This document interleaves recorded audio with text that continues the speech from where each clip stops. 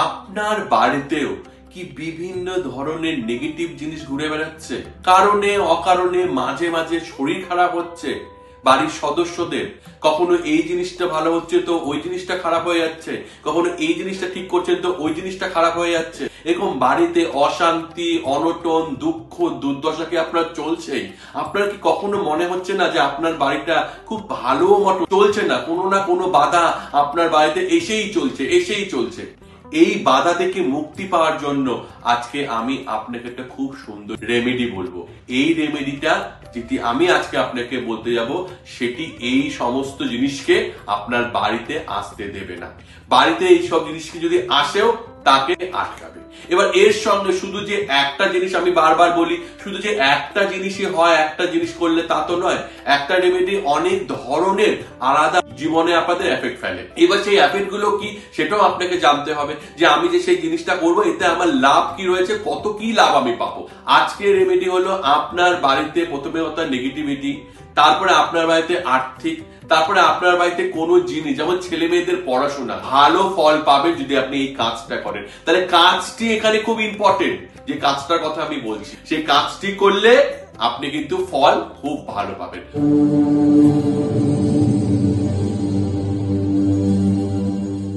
নমস্কার বন্ধুরা, আজকের বিষয়বস্তু হলো আপনার বাড়িতে এমন কোন জিনিস রাখলে আপনি এই সব জিনিস থেকে মুক্তি পাবেন। এখানে আমি একটা কথা বলতে চাই, জিনিস কিন্তু একটাই, আর ফল, তার এফেক্ট এটা কিন্তু অনেক, সেটা মাথায় রেখে আপনাকে করতে হবে। সুতরাং আসুন আজকে আলোচ্য বিষয়ে আসা যাক, যে বাড়িতে এমন কোন জিনিসটা রাখলে আপনার সংসারে, আপনার বাড়ি থেকে আপনি নেগেটিভিটি থেকে তো মুক্তি পাচ্ছেনই, তার সাথে সাথে আপনার বাড়িতে যেই কাজটিতে বাধা রয়েছে সেই কাজটি আপনার হয়ে যাবে।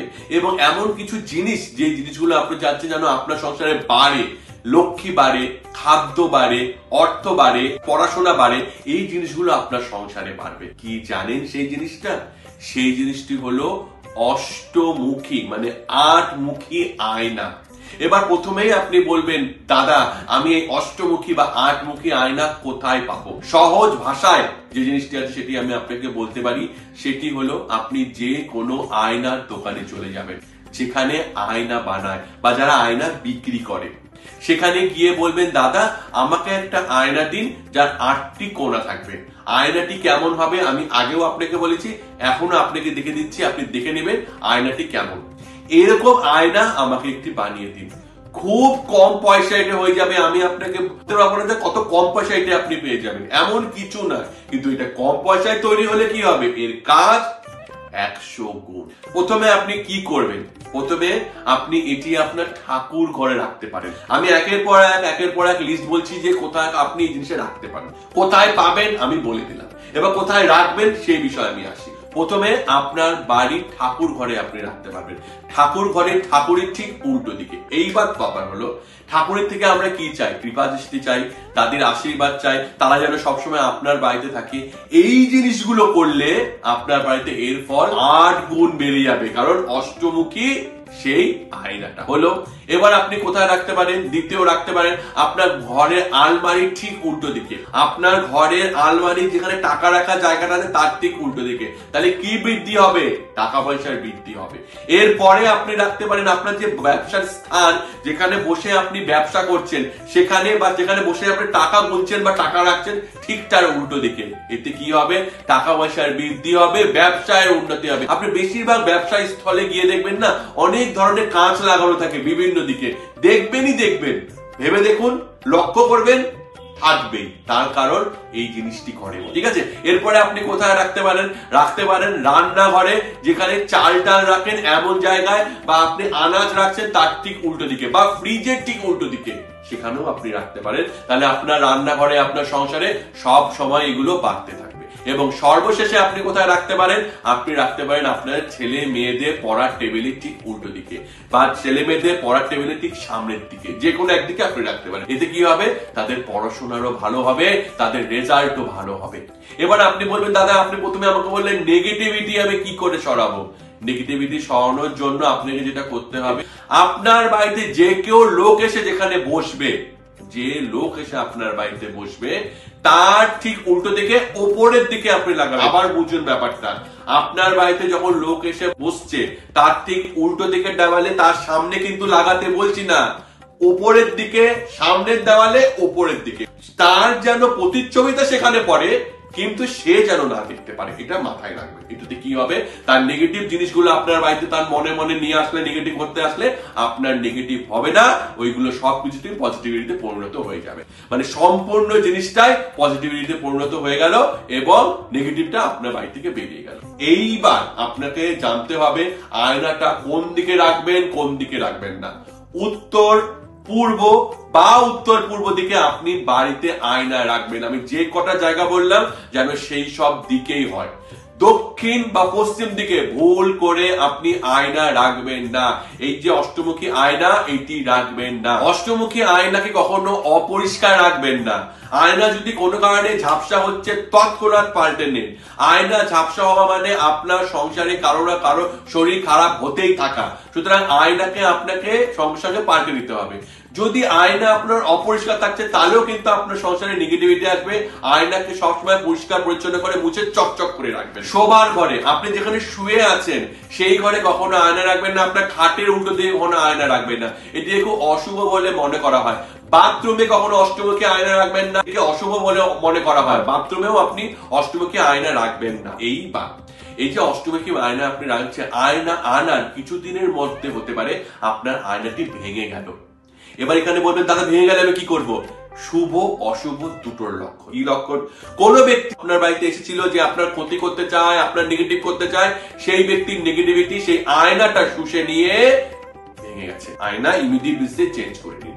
আর যদি আপনি দেখছেন যে আপনার বাড়িতে কারো শরীর খারাপ হচ্ছে এদিকে আয়নাটা ভেঙে গেছে, তার মানে সেই শরীর খারাপ গুলোর যেগুলো আছে সেগুলো আয়না নিয়ে আয়নাটা ভেঙে যাচ্ছে। তো আয়না ভাঙা একদিকে তো শুভ লক্ষণ, আয়নাটা ভেঙে গেল, আপনি ফেলে দিলেন, নতুন আয়না লাগালেন। আর আরেকটা কি, আপনার বাড়িতে কোনো অশুভ শক্তি রয়েছে যে সবসময় আপনার বাড়িতে বিচরণ করছে, তো আয়না সেগুলো চুষে নিচ্ছে বলে আয়নাটা ভেঙে যাচ্ছে। তো এই জিনিসগুলো মাথায় রাখবেন। অষ্টমুখী আয়না বাড়িতে অবশ্যই রাখবেন। অষ্টমুখী আয়না সম্পর্কিত যদি আপনি কিছু জানতে চান আমাদের এখানে বলতে পারেন, আমি আপনাকে তার উত্তর দিয়ে দেব। এছাড়া এই নিয়মগুলো যেগুলো আমি বললাম সেই নিয়মগুলো ভালো মতো মেনে চলে যদি আপনি এই কাজগুলো করেন তাহলে আপনি দেখবেন আপনার এই অষ্টমুখী আয়না থেকে কি ফল আপনি পাচ্ছেন। আপনি পরের বছর এসে আমাকে বলবেন, আপনি 1 মাসের মধ্যে রেজাল্টটা পেয়ে যাবেন, কিন্তু সময় নিয়ে আপনি দেখবেন, বিচার করবেন, তারপরে আপনি আমাকে বলবেন। আসছি আমাদের প্রশ্ন উত্তর পর্বে।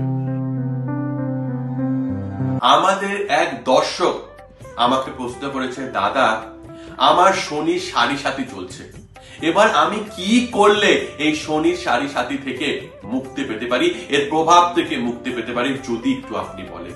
দেখুন, শনির সাড়ে সাথীর বিভিন্ন ধরনের স্টেজ হয়। First stage, second stage, third stage, বিভিন্ন ধরনের স্টেজ হয়। আপনি কোন স্টেজে আছেন সেটা হচ্ছে ইম্পর্টেন্ট, ঠিক আছে?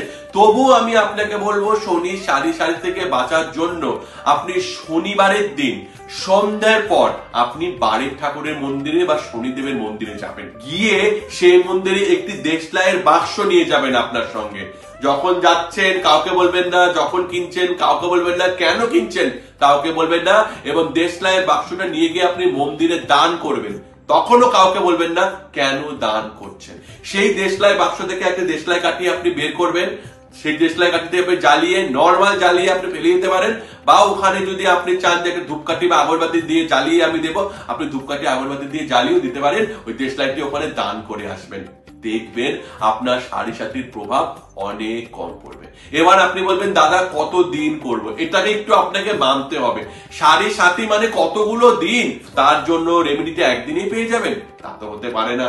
45টি বার, মানে 45 বার আপনাকে শনিবার করে আপনার যেতে হবে, 45টি শনিবার আপনাকে যেতে হবে, এই কাজটি করতে হবে। মাঝখানে যদি গ্যাপ দেন অসুবিধা নেই, আমি আবার বলে দিচ্ছি, মাঝখানে আপনি গ্যাপ দিতেই পারেন, দাদা আজকে আমার কাজের চাপ আমি করতে পারিনি, আমার হয়ে ওঠেনি, করতে পারেন, কিন্তু 45 বার আপনি করবেন, 45টি শনিবার আপনি করবেন, দেখবেন আপনি কি ফল পান। আপনি নিজে এসে বলবেন দাদা আমার সাড়ে 7-এর প্রভাব অনেকটাই কম। মুক্ত আমি হতে পারিনি, কিন্তু আমার 7.5-এর প্রভাব অনেক কম।